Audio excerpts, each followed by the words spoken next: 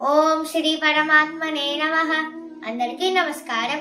ఈ రోజు శ్రీమద్ భగవద్గీతలోని 6వ అధ్యాయమైన ధ్యాన యోగములోని 26వ శ్లోకము.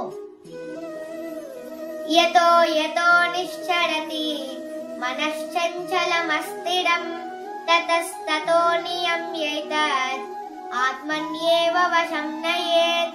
భావం: శ్రీకృష్ణ భగవానుడు అర్జునుడితో ఇలా పలికెను.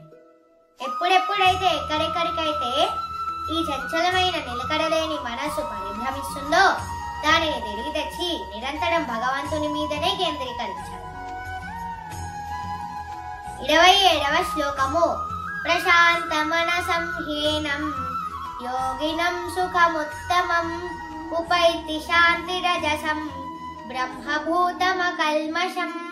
భావం: శ్రీకృష్ణ భగవానుడు ఇంకా అర్జునుడితో ఇలా పలికెను.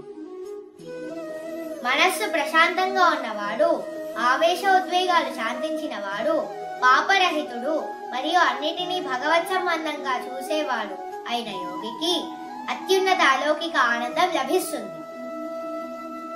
28వ శ్లోకము. యుంజన్నేవం సదాత్మానం యోగి విగత కల్మషః సుఖేన బ్రహ్మ సంస్పర్శం అత్యంతం సుఖమశ్నుతే. భావం: శ్రీకృష్ణ భగవానుడు ఇంకా అర్జునుడితో ఇలా పలికింది.